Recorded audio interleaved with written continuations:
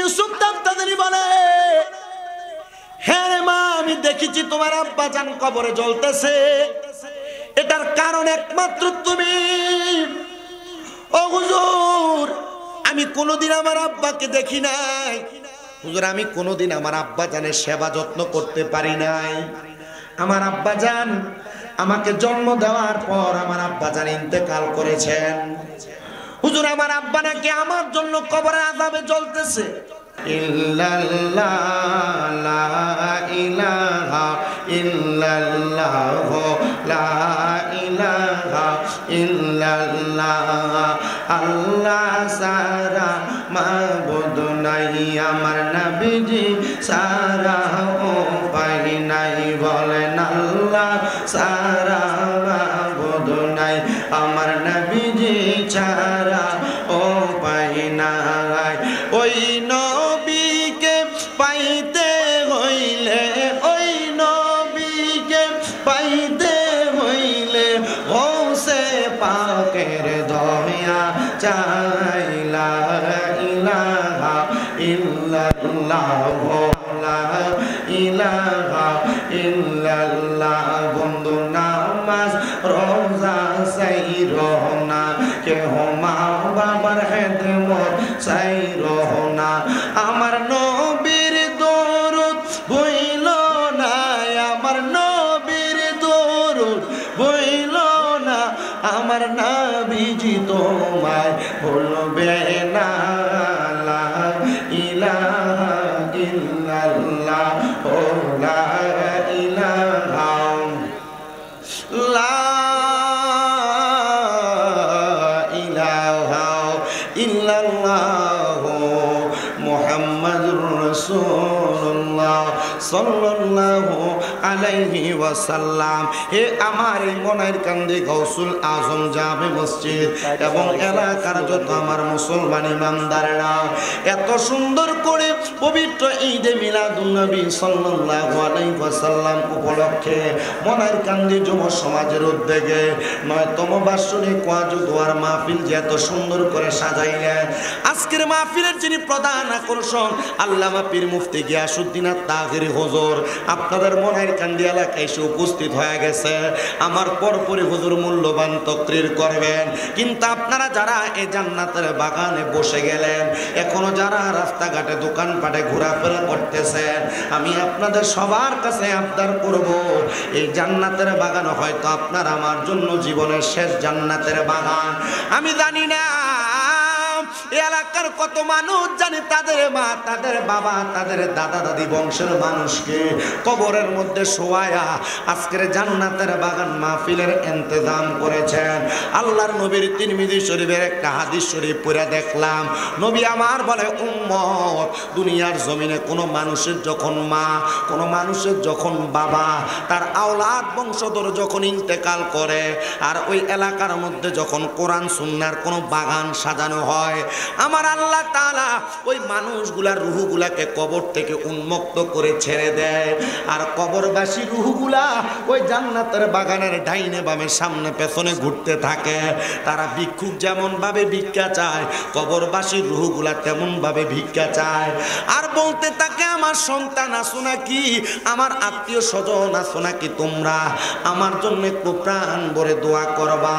এ যুবক, এ আমার পর্দার অন্তরালের মা বোনেরা, এ আমার মনের কান্দি এলাকার মুরব্বী বাবারা, আপনাদের যাদের মা, যাদের বাবা, যাদের বংশের মানুষ কবরে, না জানি আজকে আপনাদের কাছে তারা হাত বাড়াইয়া দিছে, তাদের জন্য একটু খাস করে করে দোয়া করার জন্য। ও বাবা যান, আমি আপনাদের সবার কাছে একটা আবদার জানাই, জীবনের গুনাহ নিজেও মাফ করাইবেন, আপনার বংশের মানুষের জন্য মাফ করাইবেন। কিন্তু যদি আপনি মাফ না করাইতে পারেন, হয়তোবা আপনার বংশের মানুষ আপনার জন্য লানত প্রদান করবে। কবরবাসীরা যখন দুনিয়া থেকে কবরে ফিরে যাবে, ওই কবরে ফিরে যাওয়ার পরে তারা যায় দেখবে এক শ্রেণীর মানুষের কবরের মধ্যে আযাব নাই। তারা বলবে, আল্লাহ, আমার কবরের মধ্যে আযাব ছিল, এখন কেন আমার কবরে আযাব নাই? ডাক দিয়ে বলবে, রে কবরবাসীরা, এমন একটা সন্তান তুমি দুনিয়াতে রেখে আসছো, এমন একটা নাতি, এমন একটা আওলাদ ওয়ারিসদার তুমি রেখে আসছো, যেই ওয়ারিসদারটা তোমার জন্য কবরের মধ্যে দোয়া পাঠাইছে, তোমার জন্য মাগফিরাত কামনা করছে, এই জন্য তোমার কবরের আযাব মাফ করা হয়েছে। আরেক শ্রেণীর মানুষ কবরে যে দেখবে তাদের কবরটার মধ্যে আযাব আগের চাইতে বেশি। ও আল্লাহ, আমার পাশের কবরের আযাব মাফ, কিন্তু আমার কবরের মধ্যে কেন এখন আযাব মাফ হয় নাই? তখন আমার আল্লাহর ফেরেশতারা বলবে, বান্দা তুমি দুনিয়াতে এমন কোন নেককার ওয়ারিসদার রেখে আসো নাই, এমন কোন সন্তান রেখে আসো নাই যেই সন্তান তোমার জন্য দোয়া করবে, যেই সন্তান তোমার ছাড়া আপন কে নাই। মারহাবা আল্লাহ আল্লাহ, নবী ছাড়া আপন কে নাই রে মুমিন ভাই, নবী ছাড়া আপন কে নাই। মারহাবা আল্লাহ আল্লাহ, নবী মাতৃ গর্বে আসিয়া পিতা হারা হইয়া, এতিম রূপে নবী আসলেন এই দরায়।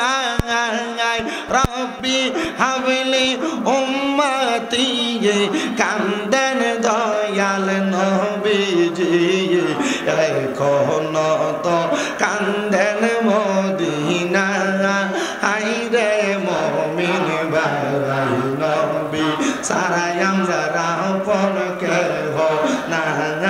মারহাবা আল্লাহ আল্লাহ, নবী ছাড়া আপন কেহ নাই রে মুমিন ভাই, নবী সারাই আমরা আপন কেহ নাই। মারহাবা আল্লাহ আল্লাহ, ইয়া রাব্বি হাবলি উম্মতি, কান্দেন দয়াল নবীজি, এখন তো কান্দেন মদিনায়। মারহাবা আল্লাহ আল্লাহ, উম্মতের লাগিয়া নবী সাজদায় আছেন পড়িয়া, কান্দেন সদা উম্মতের মায়া। হায়রে মুমিন ভাই, নবী সারাই আমরা আপন কেহ নাই। মারহাবা আল্লাহ আল্লাহ আই বহরবীর আব্দুল কাদের আউলিয়ার শিরোমণি। মারহাবা আল্লাহ আল্লাহ, আই বহরবীর আব্দুল কাদের আউলিয়ার শিরোমণি। মারহাবা আল্লাহ আল্লাহ, তোমারি ওই নামের গুণে গাউস, তোমারি ওই নামের গুণে আগুন হইয়া যায় পানি। আইব রবির আব্দুল কাদের আউলিয়ার শিরোমণি। মারহাবা আল্লাহ আল্লাহ, রমজান মাসের পয়লা তারিখ আসলা ববেতে, করহনি যে দুধ পাল তুমি রোজা রাখছ বলে। মারহাবা আল্লাহ আল্লাহ, মুর্দা কলবে জিন্দা কর গাউস, মুর্দা কলবে জিন্দা কর ও গো গাউসে লাসানি। আইব রবির আব্দুল কাদের আউলিয়ার শিরোমণি। মারহাবা আল্লাহ আল্লাহ, মুর্শিদ বিনে খোদা তো পাবি না জগৎ বাসীরা, মুর্শিদ বিনে খোদা তো পাবি না। মারহাবা আল্লাহ আল্লাহ, যদি হয় তোর মনের টান ধর মুর্শিদ বাবা জাগান আল্লাহ রাসূল সর্বদাই মিলে মারহাবা আল্লাহ আল্লাহ মুর্শিদ পাইলে রাসূল পাবে রাসূল পাইলে খোদা পাইবে সেই কথাটা মুসনবির ঘটনা জগৎবাসীরা মুর্শিদ বিনে খোদা তো পাবি না মারহাবা আল্লাহ আল্লাহ আল্লাহ আল্লাহ লা ইলাহা ইল্লাল্লাহু মুহাম্মাদুর রাসূলুল্লাহ সাল্লাল্লাহু আলাইহি ওয়াসাল্লাম আল্লাহুম্মা আমিন আল্লাহুম্মা আমিন ইয়া রাব্বাল আলামিন আসসালাতু ওয়াসসালামু আলা রাসূলিহিল কারীম রব্বানা যালামনা আনফুসানা ওয়া ইল্লাম তাগফির লানা ওয়া তারহামনা লানাকুনান্না মিনাল খাসিরিন মাবুদু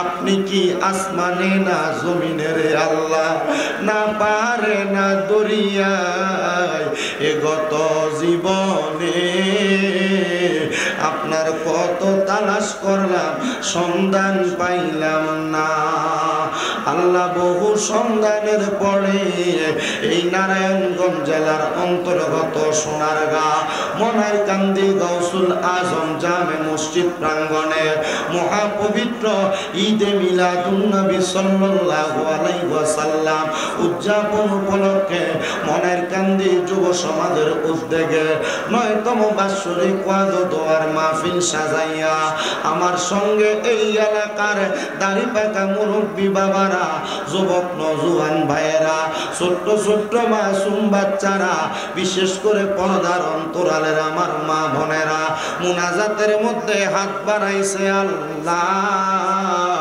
যার হাতটা তোমার দরবারে মায়া লাগে পছন্দ হয় ওই হাতের উসিলায় আমরা প্রত্যেকের জীবনের গুনাহ মাফ কইরা আমরা রেজবি গুনাহ মাসুম বান্দা বানায়া দাও এরে আমার এই মনারকান্দি এবং আশেপাশে এলাকার ভাই বাবারা গো কিরে ভাই মাইকের আওয়াজ আপনাদের কানে যায় না যাত্রা জীবনের শেষ মুনাজাত করে হাত বাড়াইছো ও ভাই তোমরার মতো কত ভাই বাবারা জানি অন্ধকার কবরে মুর্দা লাশ হইয়া শুইয়া রইছে আজকের মুনাজাত তাদের নসিব হইছে না ভাইরা রে যেই দিন মালাকুল মউত আজরাইল তোমার সামনে চলে আসবে মাপ চাওয়ার মতো কোনো সুযোগ তোমার থাকবে না আমি গুনাহগার শামীম হোসেন রাজার সঙ্গে এই মনারকান্দি গাউসুল আজম মসজিদ মাঠ প্রাঙ্গণে দুইটা হাত যদি বাড়াইয়া দিয়া আমার আল্লাহর কাছে আমিন আমিন করে কান্দো আমাদের বিশ্বাস আছে রে আমার আল্লাহ কারো হাত খালি ফিরাইয়া দিবে না হে আমার মনারকান্দি এবং আশেপাশে এলাকার মা বোনেরা গো কি গো মা মাইকের আওয়াজ আপনাদের কানে যায়নি গো মা মুনাজাত হইতেছে গো মা আমার আল্লাহর দরবারে আমিন আমিন কইরা আপনার ঘরের একটা কর্নারের মধ্যে নামাজের মুসল্লাটা বিছাইয়া দেন না দুইটা হাত বাড়াইয়া গো মা আপনাদের মতো কত মা বোনেরা জানি এই নারায়ণ কোন ভাই বাবা মা বোনেরা জানি অসুস্থ অবস্থায় বিছানার মধ্যে পড়া রয়েছে ভাইরা বাবারা মা বোনেরা গো আমার আল্লাহর দরবারে যদি দুইটা হাত বাড়াইয়া দেন আমাদের বিশ্বাস আছে আমার আল্লাহ একটা হাতও খালি ফিরাইয়া দিবে না মারা গো আপনারা তো এই এলাকার নায়ুরি না গোমা, একদিন আসছিলেন লাল রঙের বেনারসি শাড়ি পইরা, আর একদিন চলে যাইবেন সাদা মার্কিন কাপড় পরিয়া। আপনাদের মতো কত ভাই বাবা মা বোনেরা জানি অন্ধকার কবরে মুর্দা লাশ শুয়া শুয়া রইছে। আল্লাহ, আমরা রে দুইটা হাত কপালে লাগার আগে আগে আপনি আমাদের প্রত্যেকের দোয়াগুলা কবুল মঞ্জুর করে নেন। আজকের মুনাজাতের মধ্যে 3টা শ্রেণীর সন্তানেরা হাত বাড়াইছে। অনেক সন্তান আছে আল্লাহ যাদের দুনিয়ার জমিনের ভিতরে বাবা নাই, যেই বাবা রিক্সা চালাইয়া মাটি কাইটা মাথার গাম পায়ে ফালাইয়া নৌকা চালাইয়া সন্তানরে মানুষের মতো মানুষ করার জন্য আব্বা রক্তকে পানি বানাইছে, এমন আব্বা যাদের কবরের বাসিন্দা, আব্বার কবর জান্নাতের বাগান বানায়া দাও। ও আল্লাহ, কোন সন্তান জানি হাত বাড়াইছে, কার জানি জগতের মধ্যে মা নাই। হায়রে মা, যেই মারে মা বইনা ডাক দিলে কলিজার আগুন ঠান্ডা হইয়া যায়, যেই মায়ের দিকে নেক নজরে তাকাইলে কবুল হজের সওয়াব হইয়া যায়। আল্লাহ, যাদের এমন মা দুঃখিনী কবরে, আমার কবর জান্নাতের বাগান বানায়া দাও। ও আল্লাহ, ফরিয়াদ তোমার দরবারে। অনেক সন্তানেরা হাত বাড়াইছে, মাও নাই। বিশেষ করে আমার আম্মা জান আজকে 7 মাসের মতো অসুস্থ হইয়া পড়ে আছে। আল্লাহ, আমার আম্মা জান অসুস্থ অবস্থায় বিছানাতে দেখলে আমাদের বড় কষ্ট হয়। মাপ চাই আপনার দরবারে। জানি না আপনি আমার আম্মা জানরে অসুস্থ বানায়া আপনি আমাদের কোন ধৈর্যের পরীক্ষা নিতেছেন। আল্লাহ, আপনি আমার আম্মা জানকে পরিপূর্ণ সুস্থতার নিয়ামত নসিব করে দেন। ও আল্লাহ, ফরিয়াদ জানাই আপনার দরবারে। আজকের মাহফিলে যারা টাকা দিয়া, পয়সা দিয়া, শ্রম দিয়ে, বুদ্ধি দিয়ে, পরামর্শ দিয়ে, মাইক দিয়ে, লাইট দিয়ে, প্যান্ডেল দিয়ে, মিডিয়ার বাইরা সহ সম্মানিত শ্রোতা মণ্ডলী, দূর দূরান্ত থেকে আগত মুসল্লিরা, আল্লাহ প্রত্যেকের খাস দোয়াগুলা কবুল মঞ্জুর করে নেন। আল্লাহ, বিশেষ করে অনেক প্রবাসী ভাইরা বিদেশ থেকে দোয়া চায়। আল্লাহ, আমার প্রবাসীদের দোয়াগুলা কবুল মঞ্জুর করে নেন। মরণ দিবা দুঃখ না আল্লাহ, বেঈমান বানিয়ে মরণ দিও না।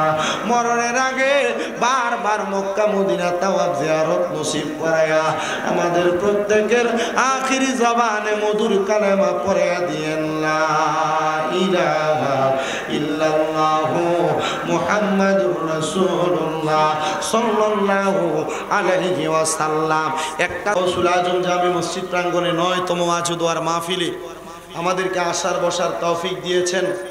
আজকের মাহফিলের যিনি সম্মানিত প্রধান উপদেষ্টা আলহাজ ডাক্তার মোহাম্মদ মুমতাজ উদ্দিন সাহেব, MBBS, CHD America, TSTD Thailand বিশেষজ্ঞ চিকিৎসক, মা ও শিশু স্বাস্থ্য জৈন রোগ। বিশেষ করে মাহফিলের প্রধান অতিথি আপনাদের কমার্স ব্যাংকের যিনি এক্সিকিউটিভ কমিটির চেয়ারম্যান আলহাজ মোহাম্মদ মহসিন মিয়া সাহেব, সম্মানিত বিশেষ মেহমান আলহাজ এমদাদ হোসেন সাহেব, মোহাম্মদ হজরত আলী সাহেব সহ মাহফিলের সম্মানিত সভাপতি আলহাজ আবু মোহাম্মদ সায়েম সাহেব, বিশেষ করে সম্মানিত সহসভাপতি বৃন্দ, আমন্ত্রিত মেহমান, তত্ত্বাবধায়ক, বিশেষ অতিথি উপদেষ্টা বৃন্দ, আমন্ত্রিত অতিথিবৃন্দ সহ মাহফিলের মাইকের আওয়াজ যত দূর পর্যন্ত যাচ্ছে, আমার দাড়িপাকা মুরব্বী বাবা, যুবক নজওয়ান ভাইয়েরা, ছোট ছোট মাসুম বাচ্চা, পর্দার অন্তরালের মা বোনেরা, মহান আল্লাহ তাআলার দরবারে লাখো কোটি শুকরিয়া আদায় করে উচ্চ কণ্ঠে মোহাব্বতের আওয়াজে আমরা পড়ি আলহামদুলিল্লাহ। উপস্থিত হাজিরিন, এই জান্নাতের বাগান মাহফিল আমরা সবাই খুশি, কারণ এই জান্নাতের বাগান মাহফিলের উসিলায় আল্লাহ তাআলা এলাকার কবরবাসীর কবরের আযাবকে মাফ করে দিবেন, সুবহানাল্লাহ পড়েন। কিন্তু যারা বাড়ি ঘরে দোকানপাটে এখনো পর্যন্ত সময় ব্যয় করছে, তারা হয়তো চিন্তা করছে আমরা আমাদের দুনিয়ার ব্যতিব্যস্ততা শেষ করে আজকে দিন আমরা মাহফিলে চলে যাব। তবে মনে রাখতে হবে এই মাহফিল প্রতিদিন না। মনের কান্দিতে এই মাহফিল আল্লাহ তাআলা এত সুন্দর একটা ইন্তজাম যাদেরকে দিয়ে করিয়েছেন, যারা এই মাহফিলে সহযোগিতা করেছেন, তাদের নসিব বড় খুশনসিব। তাদের নসিব বড় ভালো যে তারা এমন একটা জান্নাতি কাজ, এমন একটা নাজাত প্রাপ্তদের অন্তর্ভুক্ত হওয়ার কাজ আল্লাহ তাআলা তাদেরকে দিয়ে করিয়েছেন। সবাই পড়ি আলহামদুলিল্লাহ। উপস্থিত হাজিরিন, আমাদেরকে মনে রাখতে হবে এই জান্নাতের বাগান মাহফিল যারা করিয়েছেন তাদের মা বাবা বড় ভালো, মা বাবা বড় সৌভাগ্যবান, তাদের মা বাবা বড় ধন্য মা বাবা, তাদের মা বাবা বড় দামি মা বাবা। কারণ কি? কারণ তাদের মা বাবা তাদেরকে কোরআন সুন্নাহ ইসলাম ভিত্তিক কাজ আছে। কোন সন্তান যদি এমন কোন বাজে কাজ করে তাহলে ওই সন্তানের অপকর্মের কারণে আল্লাহ তাআলা তার মা বাবাকে কবরে শাস্তি প্রদান করে। তো আমরা দুনিয়াতে এমন সন্তান রেখে যাব না যে সন্তান রেখে যাওয়ার কারণে আমাদের এই সন্তানের কারণে আমরা কবরের আযাবে জ্বলা লাগে। আপনাদের দোয়ার বরকতে কুমিল্লা শহরে আমার একটা দুইটা না 6টা মাদ্রাসা পরিচালিত হয়। আমার প্রত্যেকটা মাদ্রাসার ছাত্রগুলা তাদের মা যখন আমাকে আমার কাছে দিয়ে গেছেন, তাদের মা এবং বাবাদের কথা ছিল, শামীম রাজা হুজুর ওয়াজে শুনেছি আপনি বলেছেন দুনিয়াতে এমন একটা সন্তান যে সন্তান নামাজ পড়ে জানাজার নামাজ আদায় করে সালাম ফিরানোর আগে আল্লাহ তাআলা তার মা বাবার জীবনের গুনাহ মাফ করে দেয়। হুজুর আমার একটা শখ, আপনার মাদ্রাসায় আমার সন্তানটাকে দিয়েছি, আপনি আমার সন্তানটাকে জানাজার নামাজ পড়ানোর উপযুক্ত একটা সন্তান বানিয়ে দিবেন। আমি বলছি ঠিক আছে। আলহামদুলিল্লাহ আমার মাদ্রাসায় যে ছাত্রটা নুরানিতে পড়ে, নাজেরা পড়ে, কায়দা পড়ে, আমপারা পড়ে, এই ছাত্রটাও জানাজার নামাজ পড়ানোর উপযোগী। তা আমি আপনাদেরকে সেই কথা বলে যাচ্ছি, এমন একটা সন্তান আপনারা রেখে যান যে সন্তান আপনার কবরে নাজাতের কারণ হয়, যে সন্তান আপনার কবরে বেহেশতে যাওয়ার কারণ হয়, যে সন্তান আপনাকে কবরে জান্নাতি নাজ নেয়ামত পাওয়া দেওয়ার কারণ হয়। এমন সন্তান রেখে যায়েন না যে সন্তান আপনার দুনিয়া এবং আখিরাত দুইটাই বরবাদ করে দেয়। ওই সন্তানের কারণে মা বাবা আযাবের শিকার হয়। আসেন, আমরা তো দুনিয়াতে সন্তান মা বাবাকে মারলে, সন্তান মা বাবাকে ভাত না দিলে, সন্তান মা বাবাকে ঘরে না রাখলে, সন্তান মা বাবাকে দূরে সরাইয়া দিলে এটার কি গজব হয়, এটার কি বদ খাসিয়তের বদনাম হয় সেটার কথা আমরা বলি। কিন্তু কোনো মা বাবা সন্তান জন্ম দেওয়ার পর ওই মা বাবা সন্তানের উপর কি কি দায়িত্ব আছে, এই দায়িত্বগুলো মা বাবা পালন না করলে ওই মা বাবার কি হয় আমাদের একটু জানা দরকার আছে না? আপনার কথা বলেন, জানা দরকার আছে না? মনে করেন আপনি মনে করতেছেন আপনি আপনার সন্তানের বাবা, আপনি আপনার সন্তানের মা, আপনি সন্তান জন্ম দিয়েছেন, মনে হয় আপনার দায়িত্ব শেষ। আসলে কি এমন না? আপনার কিছু দায়িত্ব আছে। আসেন, আল্লাহর নবীর বুখারী শরীফ, মুসলিম শরীফ, ইবনে মাজাহ শরীফে যে হাদিস কোট করা এবং কি মিশকাতুল মাসাবিতে এই হাদিস কোট করা, এই হাদিস শরীফটা আমি আপনাদেরকে শোনাই, একটু মনোযোগ দিয়ে শুনবেন। আমার মুসলমান ইমাম তার নাম আল্লাহর নবী জানায়া দি উম্মত, দুনিয়ার জমিনের মধ্যে যখন কোনো মা বাবা কোনো সন্তান জন্ম দেয়, ওই সন্তান জন্ম দেওয়ার পরে একটা মা বাবার উপর একটা দুইটা না মোট 5টা দায়িত্ব থাকে। 5টা। সাহাবায়ে কেরাম বলে ইয়া রাসূলুল্লাহ, ইয়া হাবিবাল্লাহ, নবী আপনার কাছে জানতে চাই, আপনি বলেন না একটা সন্তান জন্ম দেওয়ার পর ওই মা বাবার 5টা দায়িত্ব কি? নবী আমার বলেন, কোন মা বাবা সন্তান জন্ম দেওয়ার পর আযান দেওয়া। আপনারা জোরে বলেন, সন্তানের কানে কি দেওয়া? সন্তানের কানে আযান দিয়ে দেওয়া। 2 নাম্বার, আল্লাহর হাবিব মুহাম্মদ মুস্তাফা সাল্লাল্লাহু আলাইহি ওয়াসাল্লাম নবী আমার জানায়া দেয় উম্মত, 2 নাম্বার, কোন মা বাবা যখন তাদের সন্তান জন্ম দেয় তাদের দ্বিতীয় দায়িত্ব হলো 7 দিনের মাথায় ওই সন্তানের মাথার চুলগুলা মুন্ডায়া দেওয়া, কামায়া দেওয়া। 3 নাম্বার দায়িত্ব, কোন সন্তান জন্ম দেওয়ার পর ওই সন্তানের মা বাবার দায়িত্ব হলো ওই সন্তানের 7 দিনের দিন তার নাম রাখা। আর 4 নাম্বার দায়িত্ব, ওই সন্তান জন্ম দেওয়ার পর মা বাবা যদি সামর্থ্যবান হয়, ছেলে সন্তান জন্ম দিলে ছেলে সন্তানের জন্য 2টা ছাগল কোরবানি করা, আকিকা দেওয়া। আর কন্যা সন্তান যদি হয়, কন্যা সন্তানের জন্য 1টা ছাগল আকিকা দেওয়া।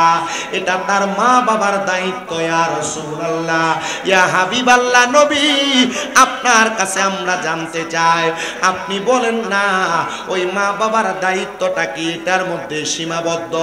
নবী আমার বলে না, যখন কোনো মা বাবা তাদের সন্তানের পক্ষ থেকে আকিকা দেয়, ওই আকিকার মাধ্যমে দম দেওয়ার কারণে রক্তগুলা যে প্রবাহিত হয়, ওই রক্ত প্রবাহিত হওয়ার মাধ্যমে আল্লাহ তাআলা ওই নবজাতক সন্তানকে রোগ মুক্তি দান করে পড়েন সুবহানাল্লাহ।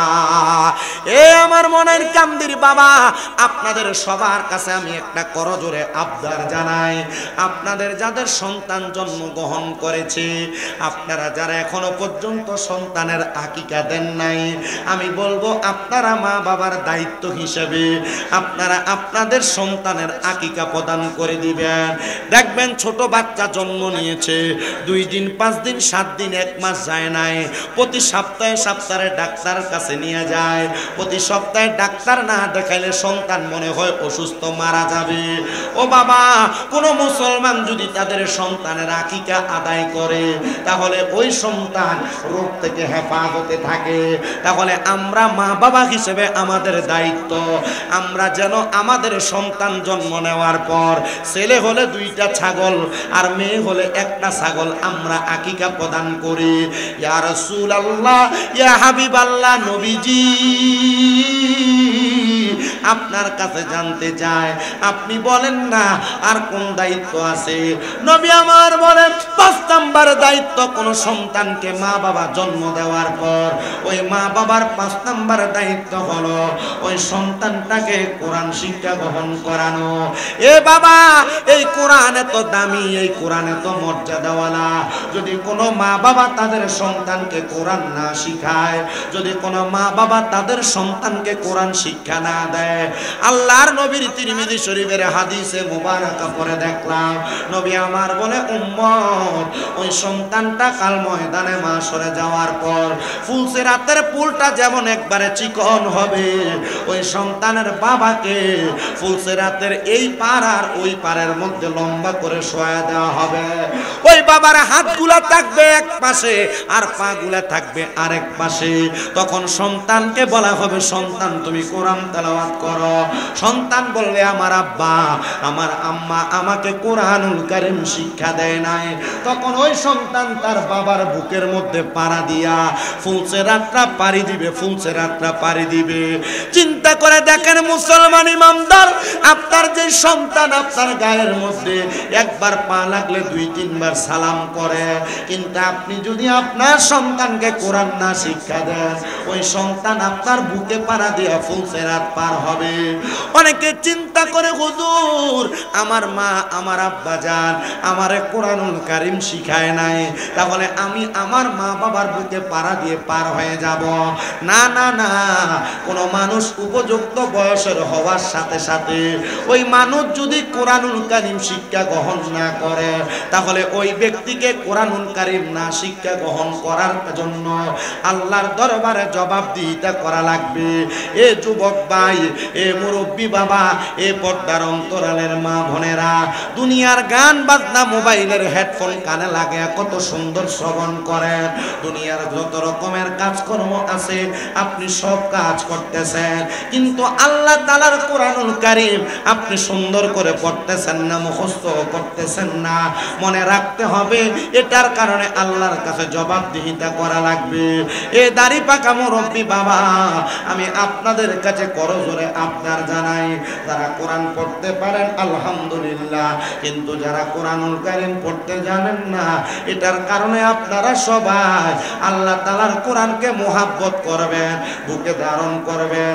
দেখবেন আমার আল্লাহ তাআলা এটার কারণে আপনাকে দুনিয়া এবং আখিরাতের মধ্যে নাজাত দান করে দিবে। পড়েন সুবহানাল্লাহ। আল্লাহুম্মা সাল্লি আলা সাইয়্যিদিনা মাওলানা ওয়া আলা আলি সাইয়্যিদিনা। মুহাব্বতে পড়েন আল্লাহুম্মা সাল্লি মাওলানা মুহাম্মদ আলি সাইয়্যিদিনা। নবীজি আপনার ভালোবাসায় জীবনের গুনাহ ঝরে যায়। নবীজি আপনার ভালোবাসায় ওয়াইসাল করনি জুব্বা পায়। আল্লাহুম্মা সাল্লি, জোরে পড়ে না রে, মা মুহাম্মাদ ওয়া আলা আলি সাইয়্যিদিনা। বলেন চোখেরই পলকে তুমি হতে পারো লাশ, চিরতরে বন্ধ হবে তোমারই নিঃশ্বাস। চোখেরই পলকে তুমি হতে পারো লাশ, চিরতরে বন্ধ হবে তোমারই নিঃশ্বাস। হবে এলান তোমারই নাম মসজিদের মাইকে, বলেন হবে এলান সবারই নাম মসজিদের মাইকে। বাড়িওয়ালা নাই রে বাড়ি নাই রে দুনিয়াতে, বাড়িওয়ালা নাই রে বাড়ি নাই রে দুনিয়াতে।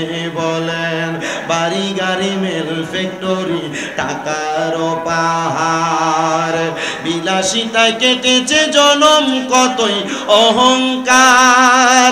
বাড়ি গাড়ি মেল ফ্যাক্টরি টাকার পাহাড়, বিলাসিতায় কেটেছে জনম কতই অহংকার।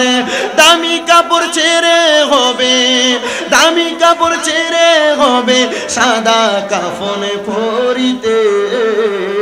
বাড়িওয়ালা নাই রে বাড়ি নাই রে দুনিয়াতে, বাড়িওয়ালা নাই রে বাড়ি নাই রে দুনিয়াতে। তোমার ভয়ে থাকতো মানুষ ছিল বাহাদুরি, ভাবনি হাওয়ায় উড়া তুমি যে রঙিন ঘুড়ি। তোমার ভয়ে থাকতো মানুষ ছিল বাহাদুরি, ভাবনি হাওয়ায় উড়া তুমি যে রঙিন ঘুড়ি। সুতোয় টানে দিলে মালিক, সুতোয় টানে দিলে মালিক পারবে না থাকিতে। বাড়িওয়ালা নাই রে বাড়ি নাই রে দুনিয়াতে, বাড়িওয়ালা নাই রে বাড়ি নাই রে দুনিয়াতে। বাড়িওয়ালা নাই রে বাড়ি নাই রে দুনিয়াতে, বাড়িওয়ালা নাই রে বাড়ি নাই রে দুনিয়াতে। চোখেরই পলকে তুমি হতে পারো লাশ, চিরতরে বন্ধ হবে তোমারই নিঃশ্বাস। হবে এলান তোমারই নাম মসজিদের মাইকে, বাড়িওয়ালা নাই রে বাড়ি নাই রে দুনিয়াতে। আমার সোনার গা মনের কান্দির বাবারা, আপনারা বলেন মরণ কথাটা কি সত্য না মিথ্যা? আমরা সবাই একদিন মরতে হবে, এই বিশ্বাস কার কার আছে? ডান হাত তুলে আমার আল্লাহকে দেখায়, আর জবান না খুলে একটা তাকবীর হবে। নারে তাকবীর। আওয়াজ দেখতে আসতে হয়েছে, সন্দেহ আছে আপনাদের? সন্দেহ আছে মরার ব্যাপারে? তো মোহাব্বতের তাকবীর হবে। নারে তাকবীর, নারে রিসালাত, পবিত্র ঈদে মিলাদুন নবী, মনের কান্দি গাউসুল আজম জামে মসজিদ, হযরতুল আল্লামা পীর মুফতি গিয়াসউদ্দিন আত-তাহেরী সাহেবের আগমন। সবাই জোরে পড়ি মারহাবা। প্রধান আকর্ষণ চলে আসছে, আমার ওয়াজ শেষ, হুজুর স্টেজে চলে আসবে। তবে আপনাদের কাছে আমার আবদার, আপনারা বলেন এই কোরআন হাদিস শিক্ষা গ্রহণ করলে যদি নাজাত পাওয়া যায়, আমরা সবাই এই কোরআন শিখার দরকার আছে না? মা বাবা সন্তানকে নেক সন্তান বানাইয়া কবরে গেলে মা বাবা যদি নাজাত পায়, আমরা নিজেরা নাজাত পাওয়ার জন্য আমাদের ছেলে মেয়েকে কোরআন শিখানোর দরকার আছে না নাই? আমি আপনাদেরকে ছোট্ট একটা বাণী শুনিয়ে দেই, কারগুজারির জন্য এবং নিজের জীবনে শিক্ষা গ্রহণ করার জন্য আপনারা বাণীটা মনে রাখবেন। আল্লাহ তাআলার একজন খাস বন্ধু হযরতে ইউসুফ তাফতাজানী রাহমাতুল্লাহ আলাইহি, দুনিয়ার কোন সাধারণ ব্যক্তি না, হযরত ইউসুফ তাফতাজানী রাহমাতুল্লাহ আলাইহি বলেন, এ দুনিয়ার মানুষের দলেরা, দুনিয়ার জমিনের মধ্যে থাকা অবস্থায় আমি ইউসুফ তাফতাজানী, আমি যখন ফজরের নামাজ আদায় করতাম, ফজরের নামাজ আদায় করে আমি ততক্ষণ পর্যন্ত নামাজের মুসল্লা থেকে উঠতাম না যতক্ষণ পর্যন্ত সূর্য উদয় না হইতো। সুবহানাল্লাহ বলেন, একটু মনোযোগ দেন। ইউসুফ তাফতাজানী রাহমাতুল্লাহ আলাইহি তিনি বলেন, আমি ততক্ষণ পর্যন্ত নামাজের মুসল্লা থেকে উঠতাম না, কতক্ষণ? যতক্ষণ না সূর্য উদয় হইতো। হযরত ইউসুফ তাফতাজানী, আপনি সূর্য উদয় হওয়া পর্যন্ত নামাজের বিছানার মধ্যে আপনি কি করতেন? আমরা তো নামাজ আদায় করি, মুরগি যেভাবে ঠুকুর দিয়ে দিয়ে আদার খায়, আমরা রুকু আর সিজদা এমন তাড়াতাড়ি করে করি, কিন্তু যারা আল্লাহর খাস নেককার বান্দা, আল্লাহর ওলি, তিনারা কিন্তু এমন তাড়াহুড়া করে নামাজ আদায় করতেন না। তিনাদের নামাজ ছিল খোদাভীতিওয়ালা নামাজ। তিনারা যখন নামাজ আদায় করতেন আমার আল্লাহর সাথে কথা বলতেন। বলেন সুবহানাল্লাহ। হযরত ইউসুফ তাফতাজানী বলেন, এ দুনিয়ার মানুষ, আমি নামাজ আদায় করে সূর্য উদয় হওয়া পর্যন্ত অপেক্ষা করতাম, কারণ আমার নবীও অপেক্ষা করতেন। মেশকাতুল মাসাবির বাবু সলাতের মধ্যে আমার নবীজির ফজরের নামাজের ব্যাপারে হাদিস বর্ণনা করেন। নবী আমার বলেন, আমি নবী ততক্ষণ পর্যন্ত ফজরের নামাজ পড়ে নামাজের মুসল্লা থেকে উঠতাম না যতক্ষণ পর্যন্ত সূর্য উদয় না হতো। সূর্য উদয় হওয়ার পর আমার নবী 2 রাকাত নামাজ আদায় করতেন, যেই নামাজটা আমরা তাসবিহের নামাজ অথবা দুহারের নামাজ হিসেবে জানি। নবী আমার 2 রাকাত নামাজ আদায় করে তারপরে বিছানা থেকে উঠতেন। হযরত ইউসুফ তাফতাজানী বলেন, ঠিক তেমন ভাবে আমি 2 রাকাত নামাজ আদায় করতাম সূর্য ওঠার পরে। আমি 2 রাকাত নামাজ আদায় করে আল্লাহ তাআলার কাছে দোয়া করতাম আর ক্ষমা প্রার্থনা করতাম, আল্লাহ যেন সারাটা দিন আমাকে উত্তম রিজিক এবং হালাল ভাবে চলার তৌফিক দান করে। আর আমি ইউসুফ তাফতাজানীর দ্বারা যেন আমার দ্বারা কোনো মানুষের কষ্ট আর ক্ষতি না হয়। এ নারায়ণগঞ্জের সোনারগাঁওয়ের মনার কান্দি সুন্নি সমাবেশ ওয়াজ মাহফিলের বাবারা, বন্ধুরা, আমরা বাঙালি যারা, আমরা চিন্তা, আমরা সম্পদ বলা হব, আর যারা আল্লাহর নেককার বলি, নেককার বান্দা, তাদের এমন একটা খাসিয়ত ছিল, তারা নামাজ আদায় করে আল্লাহর দরবারে দোয়া করতেন, ও আল্লাহ, আমার দ্বারা যেন কোনো মানুষের ক্ষতি না হয়, আমার দ্বারা যেন কোনো মানুষ কষ্ট না পায়।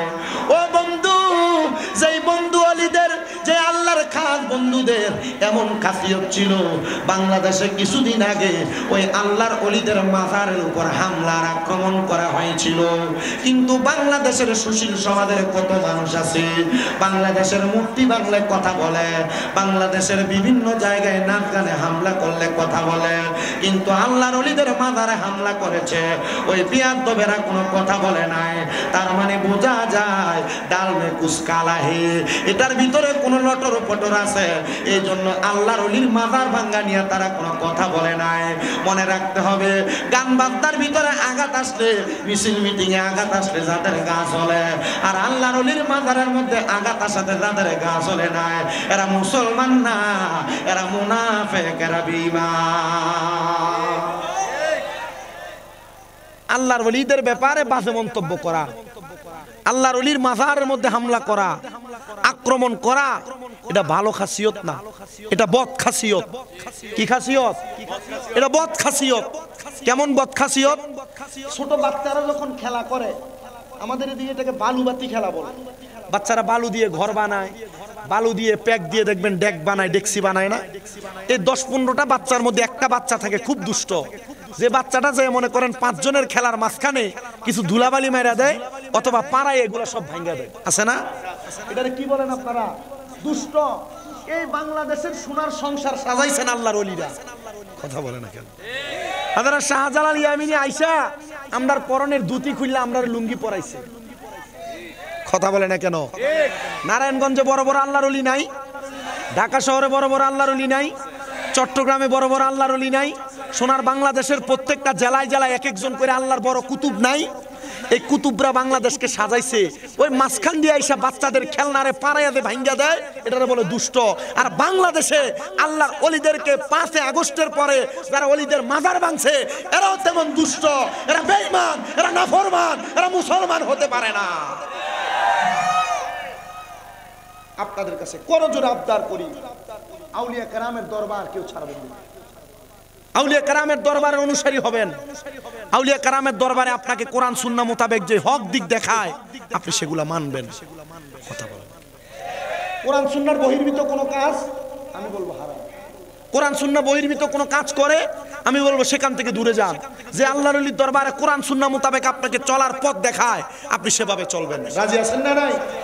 কারণ এই এলাকার মসজিদের নাম গৌসুল আজম মসজিদ। মারহাবা পড়েন না? গৌসুল আজম কে জানেন? যিনি মায়ের গর্ভ থেকে ওলি হয়ে বের হয়েছেন। মারহাবা পড়েন না? গৌসুল আজম কে? যিনি মায়ের গর্ভ থেকে 18 পারা কোরআন মুখস্থ করে দুনিয়াতে আসছেন। গৌসুল আজম কে? যে গৌসুল আজম মায়ের গর্ভ থেকে মায়ের ইজ্জত রক্ষা করেছেন। গৌসুল আজম কে? যিনি দুনিয়াতে আসার পর অল্প বয়সে ডাকাত সর্দারকে ওলি বানাইছেন। গৌসুল আজম কে? যিনার দরবারে চোর আইসা কুতুব হয়ে গেছে। গৌসুল আজম কে? যিনি মাত্র 11 বছর বয়সে মুফতি হয়ে গেছেন। গৌসুল আজম কে? যিনি ওনার কোরআন সুন্নাহর ইলমের বহরতা দিয়া মানুষকে হেদায়েতের পথে ডাকছে। আজকে সেই গৌসুল আজম মসজিদের মাঠে মাহফিল। আল্লাহ তাআলা এই গৌসুল আজমের নুরানি নেক নজর, নুরানি সোহবত আমাদেরকে দান করেন, পড়েন আমিন। সে গৌসুল আজমের শান একটা শানে মানকাবাতে গৌসুল আজম পড়েন আমার সাথে। ওলিদের ওলি যিনি গৌসুল আজম জিলানী, ওলিদের ওলি যিনি গৌসুল আজম জিলানী, বাগদাদে জন্ম কুতুবে রাব্বানী। বলেন বাগদাদে জন্ম কুতুবে। আপনাদেরকে আল্লাহর ওলির শান পড়তে অসুবিধা হয়? একটা হাদিস শরীফ শোনাই, জিক্রুল আম্বিয়া মিনাল ইবাদাতি ওয়া জিক্রুস সলিহিনা কাফারা। মারহাবা পড়েন। নবীদের নামের জিকির করলে, নবীদের নাম মুখ দিয়ে বললে ইবাদত হয়। কি হয়? ওয়া জিক্রুস সলিহিনা কাফারা। আর ওলিদের নামের জিকির করলে, ওলিদের নাম মুখ দিয়ে বের করলে আগে যে গুনাহ করছেন এই গুনাহ মাফ হয়। আমরা তো গৌসুল আজম একজন আল্লাহর খাস ওলি, যিনি ওলিদের ওলি, তিনার শান পড়ছি। আল্লাহ আমাদের গুনাহ মাফ করবে মোহাব্বতে। ওলিদের ওলি যিনি গৌসুল আজম জিলানী, ওলিদের ওলি যিনি গৌসুল আজম জিলানী, বাগদাদে জন্ম কুতুবে রাব্বানী। বলেন বাগদাদে জন্ম কুতুবে নি।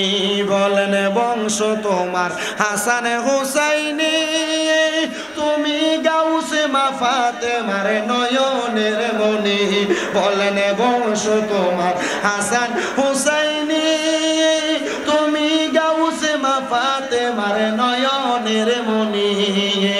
দয়ার নজর দাও গো আমায় ও গো গাউসে সামদানি, দয়ার নজর দাও গো আমায় ও গো গাউসে সামদানি।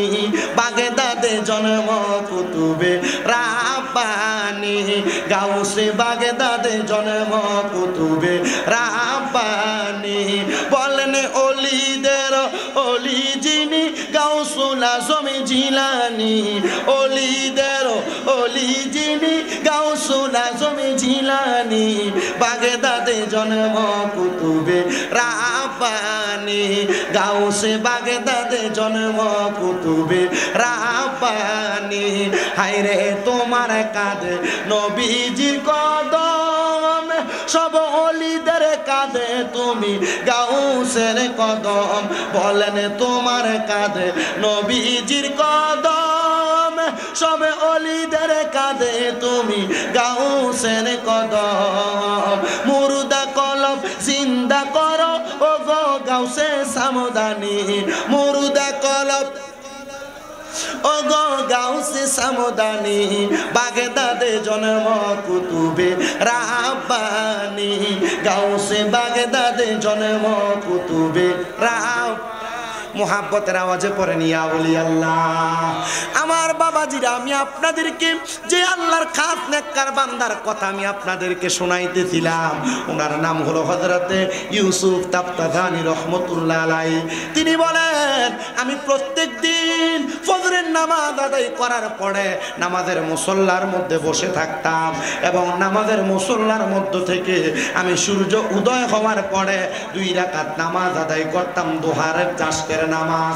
ওই নামাজ আদায় করে আমি আমার আল্লাহ তাআলার দরবারে দোয়া করতাম, আল্লাহ আমার দ্বারা যেন কোনো মানুষের ক্ষতি না হয়, আমার দ্বারা যেন কোনো মানুষের ক্ষতি না হয়। হযরত ইউসুফ তাফতাদানি বলেন, ও দুনিয়ার মানুষ, প্রত্যেক দিনের নেই আমি বৃহস্পতিবার জুমার নামাজের আগের রাত্রবেলার আগের সকালবেলা আমি আমার আল্লাহ তাআলার দরবারে 2 রাকাত নামাজ আদায় করার জন্য ফজরের নামাজ পড়ে নামাজের মুসল্লার মধ্যে অপেক্ষা করতে লাগলাম। কিন্তু এমন টাইমে আমার চোখের মধ্যে বড় ঘুম ঘুম ভাব চলে আসছে। আমি নামাজের মুসল্লার মধ্যে সেজদাটা ফালায়া আমি ঘুমাইতে লাগলাম। হঠাৎ করে আমি দেখলাম আমার চোখের সামনে আল্লাহর একজন বান্দাকে দেখা যায়, যার নাভি থেকে মাথা পর্যন্ত বড় সুন্দর জামা কাপড় পোশাকওয়ালা, কিন্তু তার নাভি থেকে পায়ের পাতা পর্যন্ত আগুন ধাউ ধাউ করে জ্বলতেছে। আমি অবাক হয়ে গেলাম, কেমন একটা ব্যক্তি যার শরীরের অর্ধেক অংশ ভালো দেখা যায় আর অর্ধেক অংশ আগুন ধাউ ধাউ ধাউ ধাউ করে জ্বলতেছে। আমি তারা প্রশ্ন করলাম, এ আল্লাহর বান্দা, তুমি কেমন মানুষ গো? তোমার নাভি থেকে মাথার তালু পর্যন্ত বড় সুন্দর বড় ভালো দেখা যায়, কিন্তু তোমার নাভি থেকে পায়ের তালু পর্যন্ত কেন জ্বলতেছে আর আগুন ধাউ ধাউ ধাউ ধাউ করতেছে? হযরত ইউসুফ তাফতাদানি বলে, ও দুনিয়ার মানুষ, আমি যখন তার প্রশ্ন করলাম সে আমার উত্তর দেয়, এই ইউসুফ তাফতাদানি, এটার অন্য কোনো কারণ না, এটার কারণ হলো আমার একটা মেয়ে, যেই মেয়েটা জাহান্নামী মেয়ে, যেই মেয়েটা বেপরদা চলেছে, যেই মেয়েটার কারণে আমার অর্ধেক শরীর আগুনে জ্বলতেছে। ইউসুফ তাফতাদানি বলে, ও ভাই, তুমি বলো না তোমার বাড়ি কোন জায়গায়? বলে, যেই জায়গার মধ্যে তুমি নামাজ আদায় করো ওই জায়গা থেকে সামান্য পূর্ব অঞ্চলের মধ্যে নদীর কিনারার মধ্যে আমার বাড়ি। তুমি যদি পারো আমার জন্য একটু মাগফিরাত কামনা করাও, না জানি আমাদের সন্তানের মাগফিরাত কামনায় আমার জন্য আল্লাহ তাআলা কবরের আযাব মাফ করে দেয়। হযরত ইউসুফ তাফতাদানি বলে, আমি খোঁজ করতে লাগলাম এমন কোন ব্যক্তি যার স্ত্রী ফালায়া 2টা কন্যা সন্তান ফালায়া ইন্তেকাল করেছে, নদীর কিনারার মধ্যে বাড়ি। হযরত ইউসুফ তাফতাদানি বলেন, আমি তালাশ করতে করতে পুরা নদীর কিনারা তালাশ করলাম। হঠাৎ করে দেখলাম একটা ঘর দেখা যায়, যেই ঘরটার দরজাটা একবারে বন্ধ করা। আমি ঘরের দরজার সামনে যে তালাশ করলাম, আসসালামু আলাইকুম ওয়া রাহমাতুল্লাহ, কেউ আমার সালামের জবাব দেয় না। আমি দ্বিতীয়বার সালাম প্রদান করলাম, আসসালামু আলাইকুম ওয়া রাহমাতুল্লাহ, কেউ আমার সালামের জবাব দেয় না। আমি তৃতীয়বার সালাম প্রদান করলাম। এ মনের কান্দি জান্নাতের বাগান মাহফিলের আমার বাবাজিরা, এখান থেকে আল্লাহর হাবিবের একটা হাদিসে মুবারাকা কোট করে সুন্নতের আমল শিখে যান। কোন মানুষের ঘরের দরজার সামনে যাইয়া আপনি সর্বপ্রথম একবার সালাম দিবেন, আপনি কিছুক্ষণ পর্যন্ত অপেক্ষা করবেন, দ্বিতীয়বার সালাম প্রদান করবেন, কিছুক্ষণ অপেক্ষা করবেন, তৃতীয়বার সালাম প্রদান করবেন। আপনি অপেক্ষা করার পর যদি দেখেন আপনার জন্য দরজা খুলতেছে না, আপনি আর তার ঘরে প্রবেশ করবেন না। 3বার সালামের জবাব না পাইলে আপনি তার ঘর থেকে আবার বের হয়ে চলে যাবেন অথবা ঘরের দরজার থেকে ফিরে যাবেন। আল্লাহর নবী বলেন, দুনিয়ার জমিনের মধ্যে কোনো মানুষ যদি কোনো মানুষের ঘরের মধ্যে অনুমতিবিহীন প্রবেশ করে, ওই ঘরের সকল ফেরেশতারা অনুমতিবিহীন প্রবেশ করার কারণে ওই ব্যক্তিকে বদদুয়া দেয়, ওই ব্যক্তির উপর লানত দেয়। তার মানে সালাম দেওয়া ছাড়া, সালামের জবাব পাওয়া ছাড়া কারোর ঘরে প্রবেশ করা। কথা বলেন, কারোর ঘরে সালামের দেওয়ার পর জবাব না আসলে ঘরে প্রবেশ করা। কিন্তু আল্লাহর নবীজির ঘোষণা, কোন স্বামী যদি তার স্ত্রীর ঘরে প্রবেশ করে, কার ঘরে? স্বামী যদি স্ত্রীর ঘরে, স্ত্রী যদি স্বামীর ঘরের মধ্যে প্রবেশ করে, ওই স্বামী সালাম প্রদান করবে, অনুমতির অপেক্ষা করবে না, ডাইরেক্ট স্ত্রীর ঘরে প্রবেশ করতে পারবে। নচেত কোন সন্তান তার মার ঘরে প্রবেশ করার সময় সালাম দিবে, অনুমতি না পাইলে সন্তান তার মায়ের ঘরেও প্রবেশ করার অনুমতি নাই।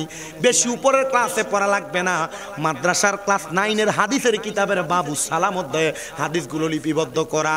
আমরা মুসলমান হিসেবে যদি এই হাদিসগুলোর উপর আমল করতে পারি, আমার মনে হয় আমাদের জান্নাতে যাওয়ার পথটা একবারে সহজ হয়ে যাবে। আল্লাহ আমাদেরকে জান্নাতে যাওয়ার পথটা সহজ করে দেন, পড়েন আমিন। তাহলে কারোর ঘরে যাওয়ার সময় অনুমতির দরকার আছে না? আপনারা আসতে বলছেন, অনুমতির দরকার আছে না? আছে। আমি জানি আপনারা তাহির হুজুরের জন্য অপেক্ষা করছেন। আপনারা আমার ওয়াজ কতটুকু শুনবেন আমি জানি না, তো যতটুকু বলছি অতটুকু শুনেন মনোযোগ লাগায়া। আমি এতটুকু বিশ্বাস রাখি, আমার এই কথাগুলোর উপর আপনি আমল করলে, আর এখনকার ওয়াজে মানুষ হেদায়েত হয় না। কথা কি বুঝতে পারতেছেন আপনারা? বলে হুজুর কেন হেদায়েত হয় না? ওয়াজ মাহফিলগুলো এখন একটা ধরেন যে কালচার, একটা সিস্টেম, রুসুমে পরিণত হয়েছে। যদি ওয়াজ মাহফিলগুলো না হইতো, এলাকাতে গান বাজনা হইতো, এই জন্য ওয়াজ মাহফিলগুলো হচ্ছে। হেদায়েত যদি হইতেন তাহলে আপনাদের মসজিদের ইমাম সাহেবের নাম কি না? ইসমাইল সিদ্দিকী সাহেব। এই মনাইরকান্দি এলাকায় যত মসজিদ আছে, মসজিদে 52 সপ্তাহে ইমাম সাহেবরা যে ওয়াজ করে, এই ওয়াজ হেদায়েত হইয়া আপনারা এক একজন আল্লাহর ওলি হয়ে যেতেন। কিন্তু ওলি নাই, সব ওলির নামে বলি হয়ে গেছে। কথা বলে না।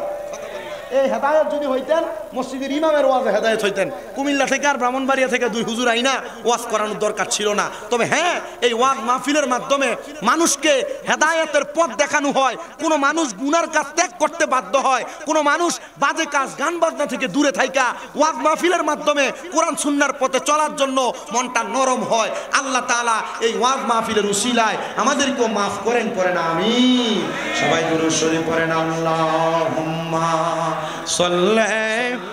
বড় ভাই একটু মনে একটা সাউন্ডটা কানে আইয়া না, মনে কষ্ট নিয়েন না।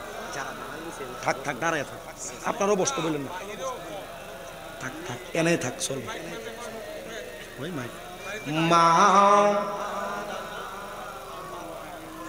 আমি যখন এখানে আইসা বসছি, আমি বৈশা গল্লাম, এখানে মানুষ ছিলেন 33 জন। কতজন? আমি বড় কান্নাকাটি করে মুনাজাত করে আপনাদেরকে আনছি। মাঝখান দিয়ে দেখলাম মাহফিল কমিটির কয়েকজন যারা দাঁড়ায় আছে, এদেরকে বসতে বলাতে এরা গুরগুরানি দিয়ে দৌড় মারছে। আমার মাহফিলের সিস্টেম, আমি কাউকে বসতেও বলি না, দাঁড়াইতেও বলি না। মাহফিল কমিটির কাউকে বসতে বলবেন না আপনারা। ওনারা যদি দাঁড়ায় ওয়াজ শুনে কমফোর্টেবল হয়, ওনারা দাঁড়ায় এই ওয়াজ শুনে। কি বলেন আপনারা? আমি আমার এলাকাতে মাহফিল হয় আপনাদের দোয়া, তা আমি আমার এলাকার মাহফিল আমি 2-1 বললাম, তোরা বস না কেন? বলতেছে কাকা প্যান্টটা একটু টাইট তো, এটা পইরা বসতে পারি না। আমি বললাম তোরা মাহফিলে বসতে পারস না টাইট প্যান্ট পইরা, তোরা বৈশা ফসরাবো করস না। কাকা আপনি আমাদেরকে খারার ভিতরে একটা সালাম দিয়ে শরম দিয়ে দিলেন। আমি বললাম তুই এটা শরম বুঝতে পারছস, তাইলে ওয়াজে বসাটা বুঝিস নাই। পরে আমার কথাটা শুনে মাথাটা নিচা করে দেয়, ওয়াজে বসছে। আমার বিষয় হলো দাঁড়াইতে যে তো পারে, বসার মতো ব্যবস্থা আছে। পঙ্গু তো আল্লাহ বানায় দেয় নাই, যাদেরকে আল্লাহ সামর্থ্য দিয়েছে তারা বসবে, যারা বসবে না ওনারা দাঁড়িয়ে ওয়াজ শুনুক, ওয়াজটা শুনুক কোন রকম। কি বলেন আপনারা? ওয়াজটা শোনার দরকার আছে না? তবে আব্বাজি ওয়াজ শুনতেছেন, ওয়াজ কামে লাগাইয়েন। বাবির ঘরে ঢুকার সময় সালাম না দিয়ে ধপ্পর করে ঢুকে যাবেন, এটা কিন্তু ওয়াজ না।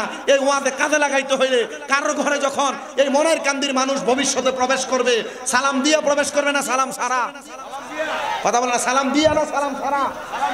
সালাম দিয়া যদি প্রবেশ করেন তাহলে বোঝা যাবে যে না ওয়াজ কাজে লাগছে, আর নাইলে মনে করবেন যে না ওয়াজ যেখানে আসিল এখানে রাইখা গেছে। কথা বলেন ঠিক কিনা?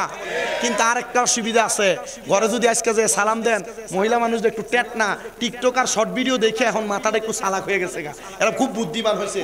আজকে যে সালাম দেন আসসালামু আলাইকুম ওয়া রাহমাতুল্লাহ, কইব কোন দিক দিয়ে সান উঠছে, এতদিন তো দেন না, আজকে কেমনে দিলে? কথা বলে না কেন? এমন ভাবে টিটকারি করা কবিরা গুনাহ, এমন ভাবে টিটকারি করা কি গুনাহ? আমাদের এলাকার কিছু মানুষ দেখবেন আছে এলাকায়, যদি হঠাৎ করে কেউ টুপি লাগে ঘর থেকে বাইর হয়, হঠাৎ করে টুপি আর পাঞ্জাবি লাগে মসজিদে, কি আজকে কার ঘরে খানা? এমন টিটকারি করা আছে না? এমন অনেক, এমন মস্কারি করে এমন অনেক আছে না? এমন ভাবে মস্কারি করা কবিরা গুনাহ। কি গুনাহ? বেশি উপরে ক্লাসের হাদিস পড়তেছি না হুজুর, মেসকাতুল মাসাবিতে হাদিসগুলো আছে, আলিম ক্লাসে হাদিসগুলো আমাদেরকে আমাদের উস্তাদরা পড়াইছেন। মারহাবা পড়েন। কয়েকদিন আগে যখন আমাদেরকে বুখারীর দরস দেয় আমাদের কুমিল্লা আলিয়া মাদ্রাসায় ফেকার দ্বিতীয় বর্ষের ক্লাসে, তখন আমাদেরকে বলছে, বাবা এই হাদিসগুলো যা পড়ে আসছেন আপনাদের কাছে আবেদন থাকবে, আপনারা যতদিন বাইচা থাকবেন ফার্স্ট টু লাস্ট শেষ পর্যন্ত সবগুলো হাদিস মিনিমাম প্রতি মাসে একবার করে পড়বেন। কি মারহাবা পড়লেন না? কেন বলছেন?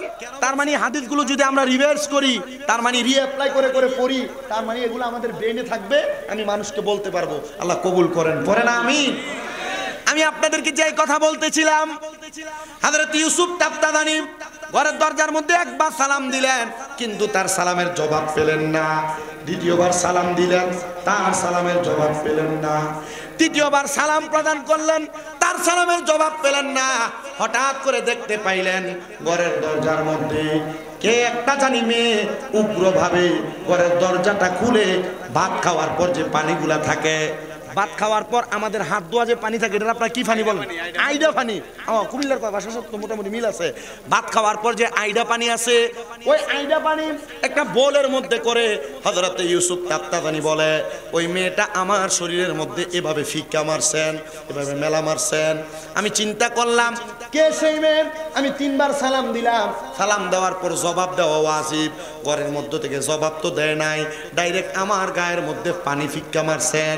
আমি জিজ্ঞাসা করলাম, এ মেয়ে, আমি তোমাকে তিনবার সালাম দিলাম, তুমি আমার সালামের জবাব দেওয়ার প্রয়োজন ছিল, তুমি আমার সালামের জবাব দাও নাই, কিন্তু তুমি আমার গায়ের মধ্যে নোংরা পানিগুলো ফেলে দিলা, কারণটা কি? মেয়েটা ডাক দিয়া বলেন, আপনি কে? আপনাকে চিনি না, আমি আপনার সালামের জবাব কেন দিব? এমন টাইমে আরেকটা মেয়ে বোরকা পরা নেকাব পরা বের হয়ে আইসা বলতেছে, হুজুর আল্লাহর ওয়াস্তে ক্ষমা করবেন, আমার এই বোনটা একটু উগ্র স্বভাবের, এই বোনের চরিত্রে একটু সমস্যা, আপনি রাগ করবেন না, আপনি আমাদেরকে বদদোয়া দিবেন না। হুজুর ডাক দিয়ে বলেন, মা,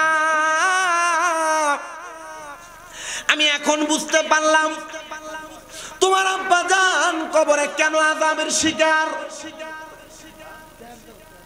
উনি স্বপ্ন দেখছেন কি? ওনার আব্বার শরীরের অর্ধেক জ্বলতেছে আর অর্ধেক ভালো। আর ঘরের দরজা আসার পর তিনবার সালাম দেওয়ার পর ঘর দরজা খুলে সালামের জবাব দেওয়ার কথা, সালামের জবাব দেওয়ার কথা, কিন্তু জবাব না দিয়ে কি মারছেন? আইডা ফানি মেলা মারছেন। আল্লাহর ওলি হযরত ইউসুফ তাফতাদানি বলেন,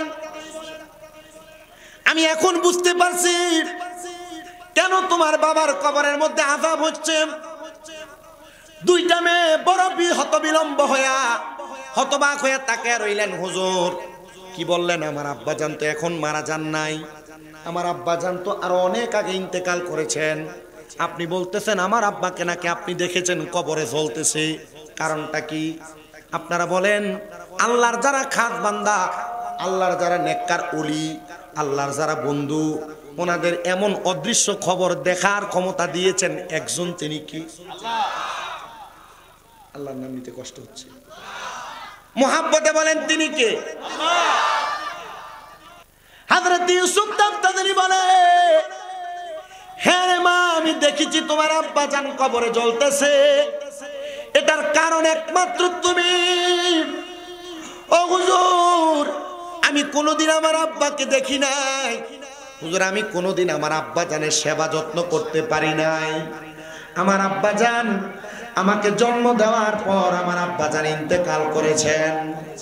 হুজুর আমার আব্বা নাকি আমার জন্য কবরের আযাবে জ্বলতেছে, কারণ কি আপনি বলেন? বলে, মা, আমি তোমার সঙ্গে এবং তোমার বোনের সঙ্গে কথা বলতে চাই না, তোমাদের জন্মদাত্রী মা যিনি, তিনাকে ডাক দাও, আমি তিনার সঙ্গে একটু কথা বলবো। পর্দার আড়াল থেকে সালাম দিচ্ছে, আসসালামু আলাইকুম ওয়া রাহমাতুল্লাহ। হুজুর আমি তাদের মা, তাদের ব্যবহারে আপনি কষ্ট পাবেন না, হয়তো আপনি বদদোয়া দিতেছেন, এই বদদোয়ার কারণে আল্লাহ তাআলা আমার স্বামীকে কবরে আযাব দিবে। হযরত ইউসুফ তাফতাদানি বলে, মা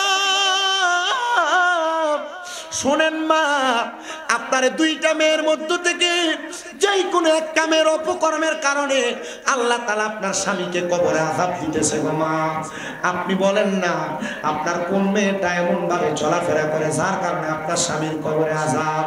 উনি বলে হুজুর আমার আল্লাহ তাআলা আমার গর্ভের মধ্য থেকে 2টা সন্তান গর্ভপাত করাইছেন, এর মধ্যে আমার একটা কন্যা সন্তান কোরআনে হাফেজা, একটা মেয়ে কোরআন মুখস্থ করেছে। হুজুর আরেকটা মেয়ে এমন ভাবে চলাফেরা করে যার পর্দা পশিদার কোনো ঠিক নাই, সে কোনোদিন নামাজ পড়ে না, সে পুলগুলা ছেড়ে দিয়ে দিয়ে রাস্তায় রাস্তায় হাঁটে, সে পরপুরুষের সঙ্গে মুলাকাত করে, সে পরপুরুষের সঙ্গে কথা বলে। হুজুর এই জন্য হয়তো আমার আল্লাহ তাআলা আমার স্বামীকে কবরে আযাব দিতেছে। ওই ব্যাপারটা মাইয়াটা ডাক দিয়া কয় হুজুর আপনার কাছে আমি ফরিয়াদ জানাই গো হুজুর, আমার আব্বারে আমি আমার জন্মের পরে কোনোদিন দেখি নাই। হুজুর আমার আব্বা বুঝি আমার বেপরদা চলাফেরা করার কারণে কবরের আযাবে জ্বলতেছে। এ আমার পর্দার অন্তরালের আমার মা, মনার কান্দি এলাকার মহিলারা, তোমরা যারা বেপরদা চলাফেরা করো, তোমরা যারা পরপুরুষের সামনে যাও, তোমরা যারা মার্কেটে ঘুরে বেড়াও, মা গো তোমার কারণে তোমার বাবা, তোমার ভাই, তোমার স্বামী, তোমার সন্তান কবরের আযাব প্রাপ্ত হবে। আল্লাহর নবী বলে একটা মহিলার কারণে 4 প্রকারের পুরুষ মানুষ দুজকে যাবে। কোন বাবার মেয়ে যদি বেপরদা চলে, একটা মেয়ের কারণে তার বাবা জাহান্নামে যাবে। 2 নাম্বার কোন সন্তানের বা কোনো মেয়ের ভাই যদি দেখে কোনো মেয়ে বেপরদা চলে, তাহলে ওই বেপরদা ভাওনের কারণে তার ভাই দুজকে যাবে।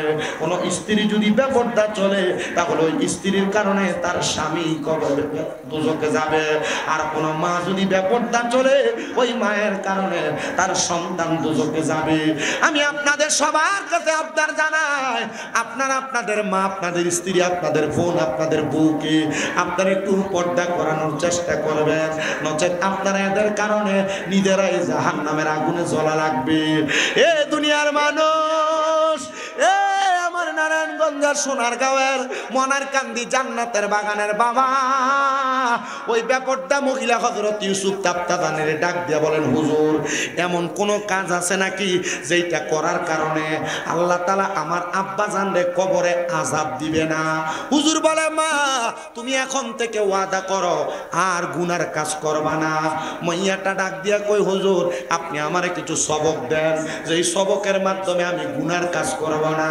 ডাক দিয়া বলে মা শুনো গো শুনো, এখন থেকে তুমি 5 ওয়াক্ত নামাজ পড়বা। 5 ওয়াক্ত নামাজ সহ পূর্বের জীবনে তুমি যত নামাজ ছেড়ে দিয়েছো তার জন্য তুমি আল্লাহ তাআলার দরবারে দোয়া করবা, ও আল্লাহ আপনি আমার আম্মা আব্বারে মাফ করে দেন। এটা করতে পারলে আল্লাহ তোমার বাপ মারে মাফ করে দিবে। জোরে কোন সুবহানাল্লাহ। আমি আপনাদের কাছে প্রথমেই বলছিলাম সন্তানের নেক কাজের কারণে বাবা মা কবরের মধ্যে শান্তিতে থাকে, এটা শুনছেন মনে আছে আপনাদের? আর সন্তানের অপকর্মের কারণে বাবা মা কবরের ভিতরে শাস্তিপ্রাপ্ত হয়, আযাব প্রাপ্ত হয়। তা আমরা এমন কোনো কাজ করব না যে কাজের কারণে আমাদের মা বাবা কবরে আযাব প্রাপ্ত হবে, শাস্তি পাবে। আমরা এমন কাজ করব যে কাজের মাধ্যমে আমাদের মা বাবা কবরে শান্তি পাবে। দরকার আছে না? দরকার আছে না? ওই মেয়েটা বলে হুজুর আমার যে অপকর্মের কারণে আমার বাবা কবরে জ্বলতেছে, আপনি আমারে কিছু সবক দেন যে সবকের কারণে আমার আব্বাজান কবরে আযাব থেকে মুক্তি পাবে। হুজুর বলেন মা তুমি এখন থেকে পর্দা করবা। কি করবা? কি করবা? 2 নাম্বার পর্দা করার পর মা তুমি 5 ওয়াক্ত নামাজ পড়বা। কয় ওয়াক্ত? 3 নাম্বার মা তুমি নামাজ আদায় করার পর 5 ওয়াক্ত নামাজের পর তুমি গভীর রজনী 2টা তাহাজ্জুদের নামাজ পড়বা। কিসের নামাজ? মেয়েটা বলেন আমি 1 সপ্তাহ টানা তাহাজ্জুদ পড়লাম, কোন পরপুরুষের সামনে যাই নাই। আমি তাহাজ্জুদ পড়লাম, পরপুরুষের সামনে যাই নাই। আমি 5 ওয়াক্ত নামাজ পড়লাম। এবার আমি আমার আল্লাহ তাআলার কাছে দোয়া করলাম, আল্লাহ আপনি আমার আব্বাজানকে মাফ করে দেন। আমি যখন দোয়া করলাম 7 দিন পর হযরত ইউসুফ তাফতাদানির ঘরের দরজার সামনে গেলাম। হুজুর আপনি বলেন আমার আব্বাজান এখন কেমন আছে? ইউসুফ তাফতাদানি বলেন, আমি একদিন তোমার আব্বা জানার অবস্থা সম্পর্কে জেনেছি। এখন তো তোমার আব্বা কবরে কেমন আছে আমি বলতে পারবো না, আমি জানিও না। এ মা, তুমি বলো না তুমি কি জানতে চাও? বলো হুজুর, আমার আব্বা, আপনি বলেছেন একদিন দেখেছেন আমার আব্বা কবরে জ্বলতেছে, কিন্তু আমার আব্বা জান এখন কবরে কেমন আছে আমার জানতে বড় ইচ্ছা হয়। বলে হ্যাঁ তুমি জানবা, তবে এটা আমি জানাবো না, তুমি নিজে চেষ্টা করে ইবাদতের মাধ্যমে তোমার অন্তরের চক্ষু খুইলা তুমি এটা জানার চেষ্টা করবা। ওরে তরিকতের আমল করে কত বাই গেল উপরে গো, রাইখো আমায় সুনজরে আমার আমল নাই, হায়রে রাইখো আমায় সুনজরে আমার আমল নাই। মুর্শিদ চান হয় না যে বদনাম, মুর্শিদ চান হয় না যে বদনাম। আল্লাহ রাসূল পাইতে আমি বায়াত হইলাম, বলেন আল্লাহ রাসূল পাইতে আমি বায়াত হইলাম। মুর্শিদ চান হয় না যে বদনাম, মুর্শিদ চান হয় না যে বদনাম। বায়াত হয়েছেন কে কে? হাত তোলেন তো। অনেকেই তো বায়াত হয়েছেন, মারহাবা। মুরিদ হয়েছেন যারা যারা, মারহাবা, হাত নামান, হাত নামান। এই জন্য আল্লাহ রাসূল পাওয়ার জন্য আমরা মুরিদ হয়েছি।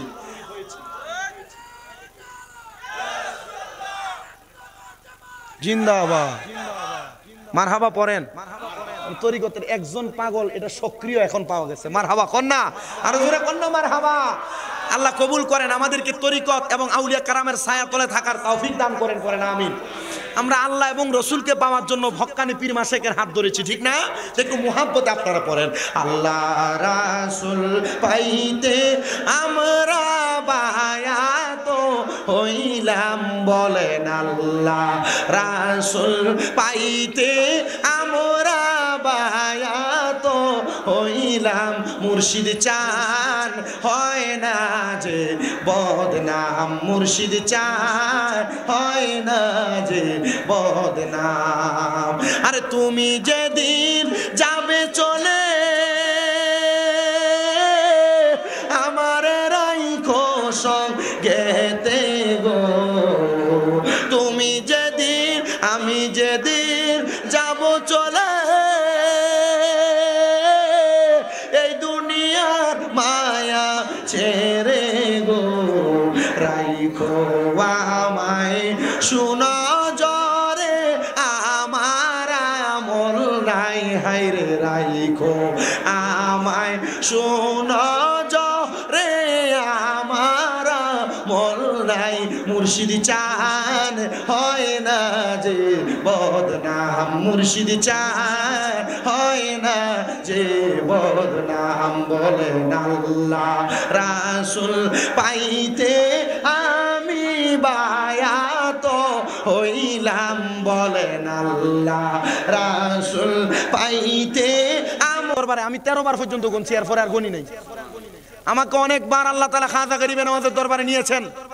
আমি খাজা গরিবে নওয়াজের দরবারে যে দেখছি, গাঁজা দূরের কথা, হিন্দুরা যে খাজা গরিবে নওয়াজের দরবারে দাঁড়ায় থাকে, দৈনিক অনেক হিন্দুরা ইসলাম গ্রহণ করে খাজা গরিবে নওয়াজের দরবারে, আর এটা খাজা গরিবে নওয়াজের বিরোধিতা করতেছে।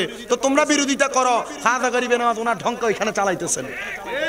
কথা বলেন না, ঠিক না বেঠিক? এই জন্য আমরা যারা বায়াত গ্রহণ করি নাই, যারা মুরিদ হই নাই, আপনাদের সবার কাছে আবদার, কোরআন সুন্নাহ যাচাই করে কোরআন এবং হাদিসকে বোঝার জন্য, আল্লাহ এবং তার রসুলকে পাওয়ার জন্য আপনারা বায়াত গ্রহণ করেন। যেই পীর আপনার পছন্দ হয় ওই পীরের হাত ধরেন। হুজুর হক্কানি পীর কোনটা এটা তো চিনি না। ইবনে মাজাহ শরীফের 303 নম্বর পৃষ্ঠায় আল্লাহ নবী হক্কানি পীর চিনার উপায় চিনায় দেয়। নবীজি কেমনে চিনবো? বলতে ইজা রু উযুকিরাল্লাহু আযজা ওয়া জাল্লা, যেই পীরের চেহারার দিকে তাকাইলে আল্লাহর কথা মনে হবে, এটাই হক্কানি পীর। সুবহানাল্লাহ, জোরে বললেন না? ওই মেয়েটাকে সবক দিয়েছেন আল্লাহর ওলি হযরত ইউসুফ তাফতাজানি। সবক কি? 3টা। বলেন কয়টা? 3টা সবক দিয়েছেন। 1 নাম্বার সবক, তুমি বেপরদা চলতে পারবে না। 1 নাম্বার সবক কি চলতে পারবে না? আর এখনের মহিলারা কি পর্দায় চলে না বেপর্দায়? বেডি পাতলা কাপড় না পরলে বেডির বিয়েতেই যাবে না। কথা কয় না কেন? পাতলা কাপড় না পরলে গায়ে হলুদেই যাবে না। পাতলা কাপড় আর টাইট ফিটিং বোরকা না হইলে বাবার বাড়িতেই যাবে না। ঈদের সময় পাতলা পাতলা চিরা চিরা কাপড় না হইলে, পেট দেখা যায় এমন কাপড় না হইলে আর ঈদে হয় না। কথা বলেন না কেন? আমি আমার মা বোনদেরকে বলবো, আমি চাই না নারায়ণগঞ্জের সোনারগাঁয়ের মনারকান্দির কোনো মহিলা দুজকে যাক। ও আম্মু, আমি চাই আপনারা সবাই জান্নাতে যান। মা, জান্নাতে যাইতে হইলে বেপরদা চলা যাবে না, টাইট ফিটিং জামা পরা যাবে না, আপনার পেট দেখে কাপড় পরা যাবে না, স্বামীর সঙ্গে খারাপ আচরণ করা যাবে না। অনেক মহিলারা স্বামীর সঙ্গে খারাপ আচরণ আর বেপরদা পেট দেখে থাকা, বেপরদা টাইট ফিটিং জামা পরে চলা, এটার কারণে দুজকে যাবে সোনার বাংলাদেশে। কত পুরুষ মানুষ মায়া কান্না করে শুধু তার স্ত্রীর খারাপ ব্যবহারের কারণে। যে মহিলারা স্বামীর সাথে গলা উঁচা করে কথা বলে, রাহমাতুল্লিল আলামিন নবীজি ঘোষণা করছেন, দুনিয়াতে যেই ঘরের মধ্যে দেখবা স্বামীর গলার আওয়াজের চাইতে মহিলার গলার আওয়াজ বেশি, তাহলে মনে করবো ওই ঘরটা দুজক। যদি দেখতে চাও ওই ঘরের দিকে তাকাও। তাহলে যেই ঘরে মহিলার গলার আওয়াজ বেশি, স্বামীর কথা চলে না, স্ত্রীর কথাই বেশি চলে, তাহলে দুজক দেখতে হলে আমরা কোথায় দেখবো? ওই ঘরের দিকে দেখবো। আল্লাহ আমাদেরকে বোঝার তৌফিক দান করেন। মেয়েকে সবক দিলেন কয়টা? 1 নাম্বার সবক পর্দা করা, 2 নাম্বার সবক 5 ওয়াক্ত নামাজ পড়া, 3 নাম্বার সবক তাহাজ্জুদ পড়া। হযরত ইউসুফ তাবতাদানি বলেন, আমি মেয়েটাকে বললাম, এ মা, আপনি আজকে থেকে তাহাজ্জুদ নামাজ পড়েন। আল্লাহ তাআলার দরবারে কান্না করে করে আপনি বলবেন, আল্লাহ, আমার আব্বা জান কবরে কেমন আছে, আপনি একটা বার আমার দেখার সুযোগ করে দেন। মেয়েটা বলে, দুনিয়ার মানুষ, আমি আমার হুজুরের সবক মোতাবেক আমি আবার তাহাজ্জুদের নামাজ পড়তে লাগলাম। আমি 1 দিন 2 দিন করে তাহাজ্জুদ নামাজ যখন পড়লাম, 3য় দিন যখন আমি তাহাজ্জুদ নামাজের নিয়ত করলাম, তাহাজ্জুদ নামাজের নিয়ত করার সাথে সাথে আমি 2 রাকাত করে 4 রাকাত, 3 4 12 রাকাত নামাজ আমি পড়লাম।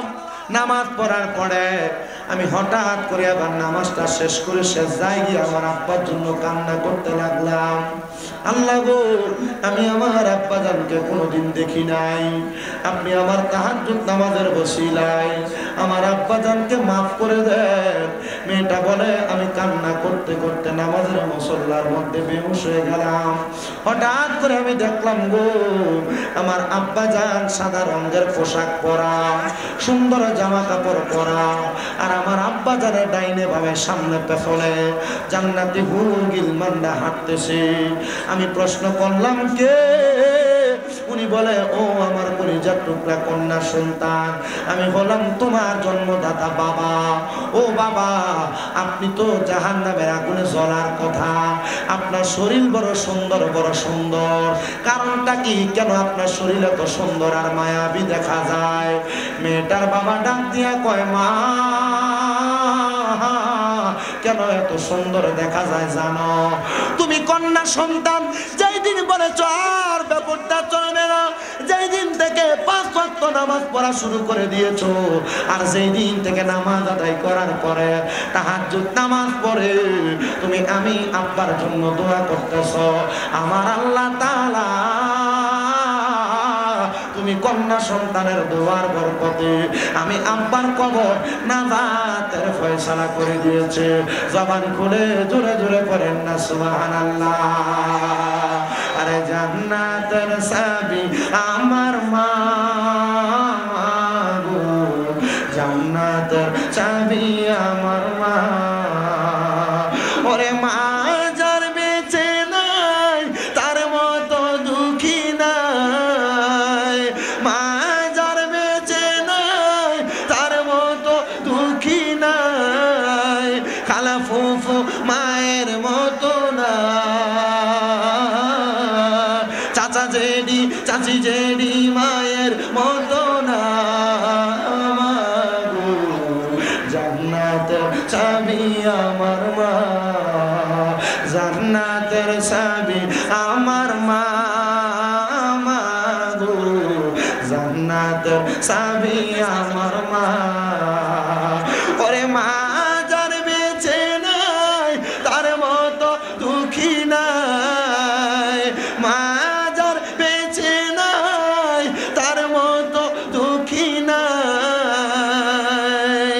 খালা ফুফু মায়ের মতো না মাগো, জান্নাতের চাবি আমার মা, জান্নাতের চাবি আমার মা মাগো, জান্নাতের চাবি আমার মা। সবাই মোহাম্মদে তাকবীর দেন, নারে তাকবীর, আল্লাহু আকবার, নারে রিসালাত, নারে গাউসিয়া, আহলে সুন্নাত ওয়াল জামাত জিন্দাবাদ জিন্দাবাদ। আল্লামা পীর মুফতি গিয়াসউদ্দিন আত-তাহেরী সাহেবের আগমন, মনার কান্দির পক্ষ থেকে, মনার কান্দির পক্ষ থেকে নারে তাকবীর, নারে রিসালাত। আল্লামা পীর মুফতি গিয়াসউদ্দিন আত-তাহেরী সাহেবের আগমন, নারায়ণগঞ্জবাসীর পক্ষ থেকে, সোনারগাঁওবাসীর পক্ষ থেকে, মনার কান্দির পক্ষ থেকে সবাই জুড়ে বলি মারহাবা, মোহাব্বতের আওয়াজে বলি মারহাবা।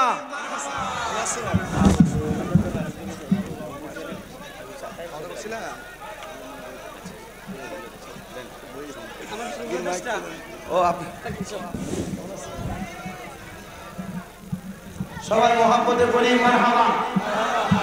আমরা দেখতে পাচ্ছি আজকে মহারানী গাউসুল আজম জামে মসজিদ প্রাঙ্গণে ৯তম বার্ষিক ঈদ মিলাদুন নবী সাল্লাল্লাহু আলাইহি ওয়াসাল্লাম মাহফিলের যিনি সম্মানিত প্রধান আকর্ষণ ওয়াজির দরবার শরীফের পীর সাহেব, দাওয়াত ইমানি বাংলাদেশের সম্মানিত চেয়ারম্যান, আন্তর্জাতিক সম্পূর্ণ ইসলামী আলোচক হযরত আল্লামা পীর মুফতি গিয়াসউদ্দিন আত-তাহেরী সাহেব, উনি এসে উপস্থিত হয়েছেন। সবাই জুড়ে বলি আলহামদুলিল্লাহ। আমি আপনাদের কাছে যতটুকু বয়ান করেছি, ততটুকু বয়ানের ধারাবাহিকতায় এতটুকু বুঝে নেন।